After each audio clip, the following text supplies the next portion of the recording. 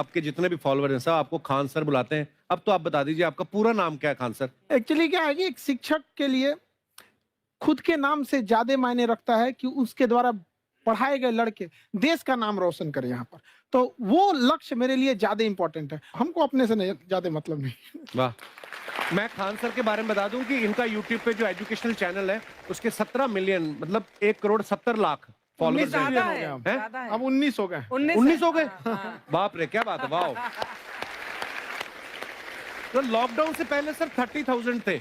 हाँ। एकदम लॉकडाउन के बाद जितनी आपकी सब्सक्रिप्शन बढ़ी है उतनी तो ओटीटी प्लेटफॉर्म्स की नहीं बढ़ी जितनी आपकी बढ़ गई। ये नेक काम की शुरुआत कैसे हुई थी खान सर? लॉकडाउन से पहले हम लोग ना ऐसे फिजिकली क्लास में ज्यादा पढ़ाते थे। अच्छा जी। क्लास में भी बहुत भीड़ रहती थी, लड़के पढ़ नहीं पाते थे। मजबूरी हो गई लॉकडाउन के बाद यूट्यूब पर पढ़ाना, क्योंकि दूसरा कोई ऑप्शन ही नहीं था। और हमको भी नहीं समझ में आया कि लोगों ने क्यों इतना ज्यादा सब्सक्राइब करते गए, क्योंकि हम तो वैसे ही पढ़ा रहे थे जैसे पहले पढ़ाते थे वहां पे। तो बस ये रहता है कि लड़कों को पढ़ाई से रिलेटेड उसको डाउट ना रह जाए कोई भी, क्योंकि जब हम लोग पढ़ते थे ना तो सबसे पीछे आते थे, हम लोग क्लास के पीछे बैठते थे। हम लोग मान लिए थे कि ये लोग बहुत अच्छे पढ़ने में, हम लोग का तो कुछ नहीं हो सकता है यहाँ पे। और घर वालों को भी लगता था तो जीव ले ला, कैसे भी काम चल जाएगा। बाद में हम लोग को पता चला ना कि टीचर की गड़बड़ी थी, हमारे ऊपर ब्लेम लगा दिया। सर आइए, बहुत बहुत स्वागत है आपका। वाकई एक्चुअली अगर पढ़ाने का तरीका इतना सरल हो, आसान हो, जैसे ना सर मुझे बचपन में ना मुझे हिस्ट्री का पढ़ने का बड़ा मजा आता था। बड़ा होके पता चला कि मेरा हिस्ट्री में तो था इंटरेस्ट, पर मुझे कहानियां पढ़ना अच्छा लगता था जी। आज मुझे थोड़ा लिखने का भी शौक है, एक आध कुछ शायद फ्यूचर में चल के आप वो भी कुछ ऐसा देखें। तो मतलब मुझे शौक है लिखने का। अब जाके समझ में आया कि वो क्यों अच्छा लगता था, उसमें कहानी होती थी। तो ये नहीं हमें पढ़ाया, हमें रट्टा मरवाते थे। तो ये जो आपका ये जो तरीका ये बहुत ही बढ़िया है। काश हमारे समय में भी ऐसा होता, यूट्यूब पे अच्छे अच्छे शिक्षक होते। हालांकि हमारे टीचर भी बहुत अच्छे थे। लेकिन इतने डिटेल में खान सर, मैंने आपके वीडियोस देखे हैं, मतलब जिस सब्जेक्ट को आप जानते भी ना हो और अगर लेक्चर देखें और सुने तो उसमें इतनी रुचि पैदा हो जाती है। बिकॉज हम सब टीचर्स के द्वारा ही पढ़ाए गए हैं और हमारे अच्छे टीचर्स भी रहे हैं, लेकिन जरूर आप में एक बहुत ही खास बात है कि आप हर सब्जेक्ट को बहुत इंटरेस्टिंग बना देते हैं। और Thank you, ma'am. इसमें क्या है ना, टैलेंट जो है ये टीचर्स को विजुअल ट्रेनिंग कैसे देनी है, जो बताया अभी कपिल जी ने। कहानी, मैं एक छोटा प्रश्न पूछता हूँ, असैसिनेशन की स्पेलिंग किसको मालूम है यार? लोग बिलीव नहीं करेंगे लेकिन मुझे मालूम है। असैसिनेशन की स्पेलिंग होती है Yes, भाई एस माने गधा, गधे के ऊपर एक और गधा, एक और एस, उसके ऊपर आई मतलब मैं पूरा, और मेरे ऊपर पूरा देश नेशन, आई नेशन। तो ASSASSI, मैं ये जितना विजुअल कर दें पढ़ाने को, जितना आसान कर दें। वो याद नहीं होता था रेडियो किसने बनाया, बोला रेडियो चल नहीं रहा, इसको मार थप्पड़ मार, कोनी मार, कोनी मार, कोनी मार, कोनी ने बनाया, याद हो गया, मार कोनी ने बनाया। जितना विजुअल कर दो।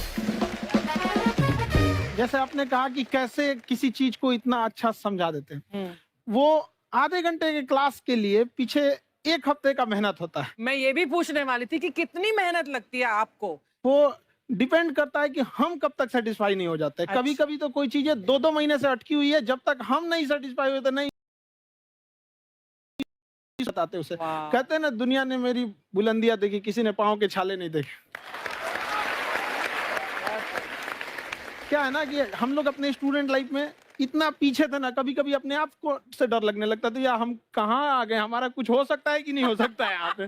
तो लेकिन ना कुछ सीखने का बड़ा शौक था। हाँ। तो जैसे एक फिल्म बनाने से पहले डायरेक्टर कितने महीने की प्रैक्टिस करता है, 2 साल की मेहनत के बाद एक 3 घंटे की फिल्म बनाना पड़ता है। Correct, उस तरह से थोड़ा काफी मेहनत करना पड़ता है पीछे से, तब जाके समझ में आता है। और धीरे धीरे एक्सपीरियंस होने से थोड़ा समझ में आ जाता है कि क्या कहाँ पे कौन सा चीज डाउट आएगा वहां पे। और आपसे पढ़ाई करने का ये भी फायदा है कि ये पीट नहीं सकते ना यूट्यूब चैनल से, अंदर से निकल के थप्पड़ भी नहीं मार सकते। हमें तो पीटा ही इतना है ना, हम तो मतलब टीचर से सवाल नहीं पूछ सकते थे। अभी बचपन में पूछ भी लिया ना कि सर सूरज कितना दूर है, तुझे जाना है उधर। मतलब ये नहीं कि बच्चे के साथ दोस्ती करो, उसके साथ आजकल माहौल बहुत बदल गया है। अब तो बच्चों की पिटाई भी नहीं होती, हमारे टाइम बड़ी पिटाई होती थी। हम भी कहते हैं, हमसे भी लड़के नहीं पूछते हैं, क्योंकि उन्हें पूछने की नौबत ही नहीं आती है। अच्छा। क्लियर हो जाता है ऐसे ही। वाह क्या बात है। मैंने देखा है सर आपके फॉलोअर्स में रवीना टंडन भी है एक। तो जब आप आए कितनी मुस्कुराहट आई खान साहब आपकी। तो जब कभी आप कोई नया वीडियो डालते हैं तो आप उनको पर्सनली मैसेज करते हैं कि किसी चीज पे डाउट हो तो कॉल मी एनी टाइम, ऐसा कर सकते हैं आप। अच्छा, विवेक सर के बारे में हमने सुना है कि किसी को बिजनेस रिलेटेड प्रॉब्लम हो तो ये 5 सेकंड के अंदर जवाब दे देते हैं। जब भाभी जी आपको तैयार होने के बाद पूछती मैं कैसी लग रही हूँ, 5 सेकंड में जवाब दे पाते हैं आप? देखिए, इसमें तो सभी लोग पीड़ित हैं और हर जगह, हर घर में ये जरूर सुना होगा सबने कि बच्चों के चक्कर में तुम्हारे साथ रह रही है, वरना तुमको तो कब का छोड़ के चली गई होती। ये बड़ी कॉमन बात है। So right. So right. Parmeet sir बोलते हैं आपको ऐसा? आप तो कभी नहीं बोलती होंगी। इनका उल्टा है, इनका एटीट्यूड पति वाला है वैसे, तो इसलिए। क्या प्रॉब्लम है? नहीं, कोई औरतों को प्रॉब्लम मतलब मर्दों से कम बिल्कुल मत समझो। नहीं, ठीक है, पर ऐसे मुक्के वगैरह नहीं मारने चाहिए आपको। सर आपने अभी तक शादी नहीं की ना खान सर? नहीं। इतने पॉपुलर हो गए आप, आपका सेंस ऑफ ह्यूमर इतना अच्छा है, तो बड़े सारे प्रपोजल तो आते होंगे आपको। अभी तो इधर कुछ नहीं है ऐसा। खान सर पर्सनल सवालों का जवाब कम देते हैं। अच्छा, जैसे हम शादीशुदा लोगों को देखने के बाद हमको थोड़ा सा और अच्छा, कई बार ना इंसान ज्यादा मोटिवेशनल स्पीकर्स को सुन लेना तब भी कंफ्यूज हो जाता है। कोई कहता है बड़े सपने देखो, गाड़ी लो, बैंक बैलेंस बनाओ। कोई कहता है कि इच्छाएं नहीं रखनी चाहिए, ये दुखों का कारण है। हम किसकी सुने गुरुजी? सुने सबकी, करे खुद की।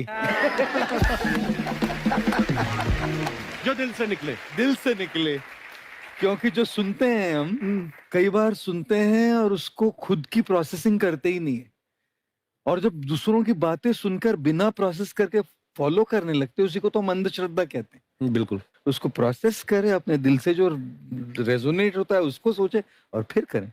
मम्मी सुना, मेरी मम्मी के आगे डॉक्टर फेल है। मम्मी की जो सहेली ऑन द स्पॉट इसके साथ बैठी है, हाँ। और इनको अगर कोई प्रॉब्लम है, फॉर एग्जाम्पल कोई शुगर की प्रॉब्लम है, तो उन्होंने जो बोल दिया वो अंतिम सत्य है।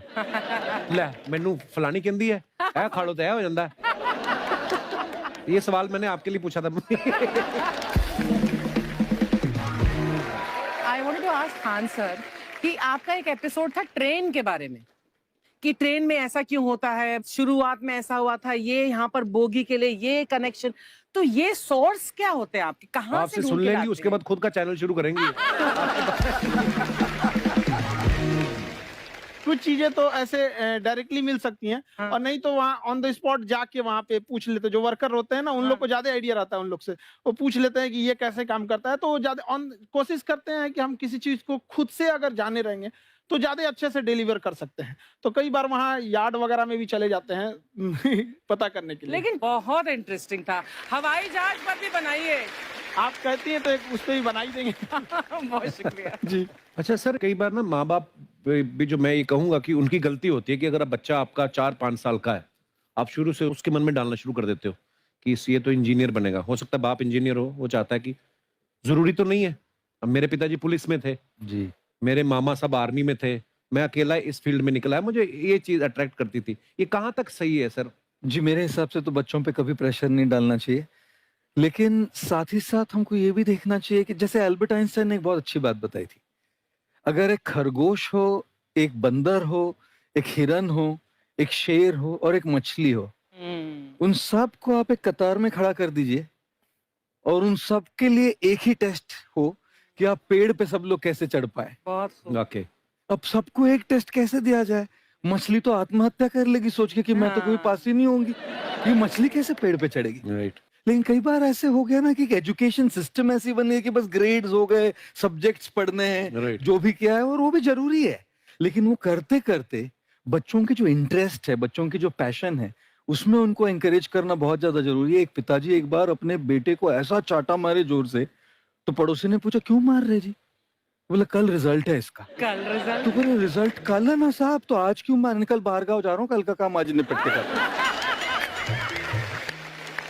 कहने का मतलब ये है कि आप देखिएगा कि अगर आप बच्चों को अपने कॉम्पिटेंस के हिसाब से नहीं देंगे तो ये चाटे ही खाते रहने पर फेल ही होते रहेंगे। बहुत खूब। ओके। अच्छा, विवेक सर का एक कहना है कि बच्चों का अगर 95% से ज्यादा मार्क्स आते हैं वो भी खतरनाक होते हैं। 75 से 85% वाले जो बच्चे होते हैं लाइफ में बड़ा अच्छा करते हैं। अच्छा। कभी किसी पेरेंट्स ने आगे कहा है कि आपकी वजह से मेरा 95% वाला बच्चा 75 पे आ गया?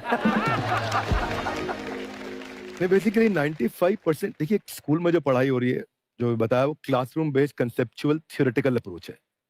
और उसमें बच्चे को क्या चाहिए, एक कॉन्सेप्ट होता है कि जिस सब्जेक्ट में 10 में से 3 आ रहे हैं उस पर फोकस करने की जगह वहां फोकस करो जिसमें 10 में से 7 आ रहे हैं, ताकि उसका सुपर स्पेशलिस्ट बने। पर वहां सब कुछ पोर किया जा रहा है, तो 95% के चक्कर में, 98% के चक्कर में अपनी ओवरऑल डेवलपमेंट कर नहीं पाता है। और ये पुराने पैटर्न्स के कारण हमारे यहाँ बच्चे डेवलप नहीं हो रहे हैं, और पैटर्न्स इतने मजबूत हैं। तो मैं ये लोगों को बोलता हूँ कि बच्चे को जो उसको आता है, जो उसको भाता है, जो बाजार चाहता है, जब इनका कॉम्बिनेशन बन जाता है तो बच्चा इतना सफल हो जाता है कि उसके मुकाबले कोई और खड़ा नहीं हो पाता क्या है। बात है, बहुत अच्छी बात। मैं देखो, ये पुराने बिलीफ तोड़ने जरूरी है।